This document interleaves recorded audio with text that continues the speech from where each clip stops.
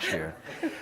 I love your town. Can I just say that before I even launch into this? I love Columbia. Audience participation. Who here remembers the Regency Hotel? Okay. Who here has stayed at the Regency Hotel? Oh my God, what is wrong with you? What did you like most, sir? Was it the cigarette burned carpet? I like that. The I think it was the tile that was coming off everywhere. The tile. Was it the elevator of doom? Was it the yellow ice from the ice machine? Was it the toxic smell of ammonia or bleach that soothed your nostrils as you went to bed and, of course, woke you up in the morning? Despite its idiosyncrasies, I love the Regency Hotel. And a couple years ago, David Wilson called me up and he invited me to come out to True False to project some of my weird experimental art films on the side of the Regency. So I've never been here. I had no idea what to expect, but I arrive, and I was a little confused because the festival was kind of spread out in all these amazing venues that we all know about, and my films were projected on the side of some really weird, shitty hotel. That was my... that was the beginning of my True False experience. But I remember after the opening night, after a lot of free booze and a lot of free appetizers, I think I was heading back to the hotel to change a jacket. I was with you, I remember. And I was a little inebriated, and holy crap, there it was. I forgot. There was my weird projections on the side of this hotel. And suddenly it all started to make sense. And I remember walking up, and there was a little crowd gathered. And there was this couple that I will never forget. They were just transfixed on the screen. I was like, David, you are a genius. This is actually working. And I got a little closer, and I noticed they were clearly tripping on acid. I'm pretty sure they had no idea there was a film festival happening in town. But still, this was the greatest moment of my life. I had arrived. David, you're a genius. Yes, it was working. And I just kept that couple there. I didn't even want to ruin the mood. Later on, I remember even bumping into Paul Sturtz, who was in the middle of a conversation, I think at the Ragtag, and I just cornered him. And by the way, if you see Paul at some point during the festival, he loves when you interrupt him in the middle of a conversation. Trust me. And I said, Paul, I'm having the time of my life. This is amazing. I'm showing my films on the side of the Regency. I want to come back here every year. I want to make a film. Forget all these venues. I want to show all of my films on the side of the Regency for the rest of my life. I'm going to make a film that just for the Regency. And I remember he said, who are you? Well, my True False experience was amazing. And I remember 6 months later, I got a phone call from Paul Sturtz. He remembered who I was. Jared, I have some very, very sad news for you. Some heartbreaking news. Your beloved Regency has been slated for demolition right after Thanksgiving. Tears. Real tears, Josh. I feel your pain. You know what I'm talking about. I do. I mean, for those who don't even know what I'm talking about, the Regency, beside its wacko, disgusting decor and the yellow neon lights and the yellow ice and the weird asthma that you got when you got home and all this stuff, the Regency was this crazy hangout. You don't know what I'm talking about? Love asthma. During the festival, after the screenings and after the parties and after the after parties, people were just hanging out in the lobby. I remember seeing you there. I mean, clearly no one wanted to stay in the room, which is why they're hanging out in the lobby. But it really was this place. But Paul had some good news for me. He said, Jared, don't fear. I'm bringing you back to Columbia, and you and I are going to make a film together about the Regency. This is unbelievable when I wrote this down, because this is what Paul wanted to do. He said, Jared, we are going to do a New Orleans-style voodoo memorial in which there's a celebration of a last breath of a vital cultural entity. Only Paul could come up with something like that. He wanted to do what we called an art heist, we were going to take over the Regency, and this is going on, like, I'm going to spare you the details of the negotiations between, like, the old owner and the new owner, but we got permission to do this art heist. We were going to invite the Rabbit Hands Art Collective, and they were going to kind of take over a floor in the hotel, wound up being the 5th floor. They were going to do whatever they wanted to it. They were going to turn it into this living, breathing installation, and the last night, after kind of doing this for a week, we were going to invite the public for this farewell party. Well, I bought my plane ticket the next day. So, to sum up our week, let me look at my notes. Yes, Paul. I said, Paul, I have one caveat if I do this with you. Because of this vital cultural entity you described, clearly everyone in Colombia was going to be checked into the Regency Hotel its last week to say goodbye. I mean, I was imagining families and artists and musicians and filmmakers and people from around the world. I mean, the weird sorority dudes and the frat guys and like the weird pimps and the drug dealers. I mean, I just figured this hotel would be filled. Right? Except when I arrived, ladies and gentlemen, there was one person checked into the hotel. She was an 80-year-old woman named Mary, who treated the Regency as her anti-retirement home. So while all her friends checked into retirement communities, she adopted the Regency as her retirement center for the past 5 years. Okay, check, we got one character.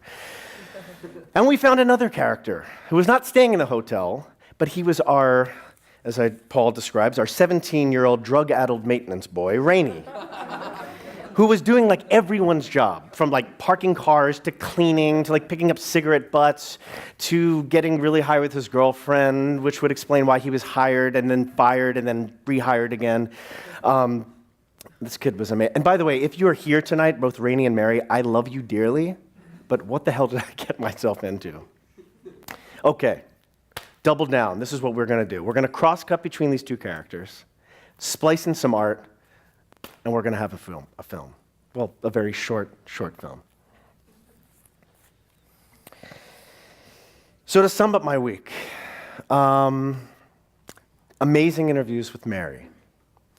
We were hanging out. I mean, imagine this room that you're checked into for like 5 years that normally people check in a hotel as they leave. I mean, this has like become her home. Great conversations with Mary whenever she decided to answer our questions. Rainey, when we interviewed Rainey, he was kind of cool for about an hour, and then he would just like disappear, and then 10 hours later he would resurface with his like girlfriend, his dog, and like a trunk full of narcotics. But between these two characters, it really was turning out to be like some amazing stories. The week started to get a little crazy. The artists at this point have like totally destroyed the 5th floor of this hotel. I mean, we got permission to do this, but every day it was like the carpets were being pulled up, the windows were being smashed in. I don't know if any of you were around for any of this stuff, but we were literally like kind of destroying the hotel. And we had one problem, which kind of leads me into this scene that kind of got away from us. We had an obstacle, and he was the manager of the hotel. And if you are here tonight, it doesn't matter because you didn't actually make the cut. And he hated us. He couldn't wait to get rid of us. Despite the fact, I mean, we were destroying the 5th floor, but this guy couldn't see the irony in the fact that this whole hotel was going to be in a cloud of like concrete dust in 2 weeks. He thought we were like destroying property. So he was trying to just constantly interject himself and just constantly trying to figure out a way to kick us out of the hotel. Which leads me to the famous scene for me, which would have been the most brilliant cinematic scene ever if we captured it, that got away. So, the day before the farewell party, I was upstairs with Paul, and we were doing some heartfelt interviews with our artists in one of the rooms. It was going great. I mean, they were really close to finishing the installation. It was really looking cool. I mean, you couldn't even recognize this hotel anymore. And suddenly, we hear this like rumbling. It sounds like a train behind us. And it's a man who starts screaming screaming at the top of his lungs. So, mistake number one for all you future filmmakers out there, I stepped out of the room, left my camera inside, and I was like, what the hell is going on? And it's Jay, the manager of the hotel. I have had it. You people make me sick. Property has been stolen. Property has been stolen, ladies and gentlemen, and that's it. Cameras off, lights off. I'm kicking you all out now. It ends tonight. Okay, I mean, this dude, and I really have to describe this well. This is a very mild-mannered man. For those of you, like you said, we used to have all-night parties at the Regency. We've clearly pissed this guy off. His face was red, his mouth was foaming, his eyes had like gone black, screaming about this property that was stolen. Okay, Jay, well, what was it? Calm down.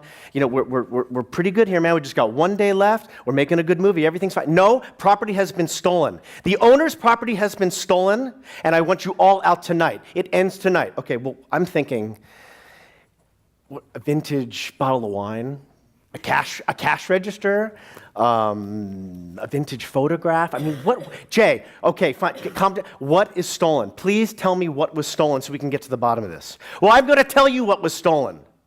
It's the owner's Santa Claus statue.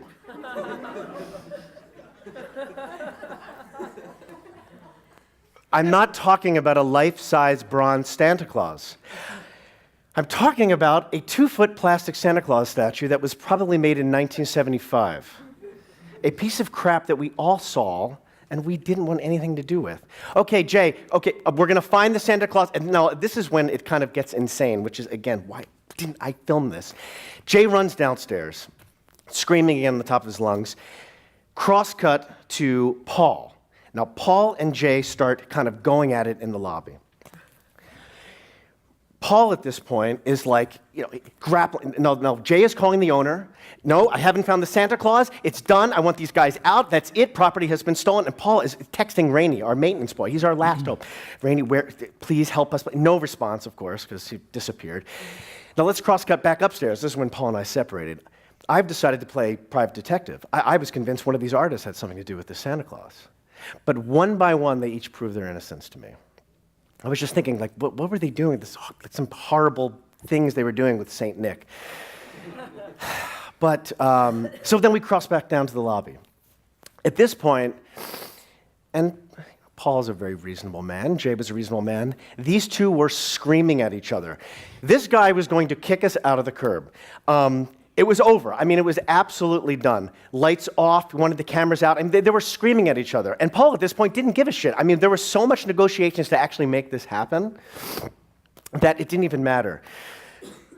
I really thought at this point, and we all thought, this was going to be over. We would never have a film. We would never have the last scene, which was the whole point of this film, was to have this farewell party, when suddenly, I swear to you, as if in a dream, this marijuana cloud appears in the door. And who is it but Rainey, to quote Paul, our 17-year-old drug-addled maintenance boy, screaming on the top of his lungs, "Stop!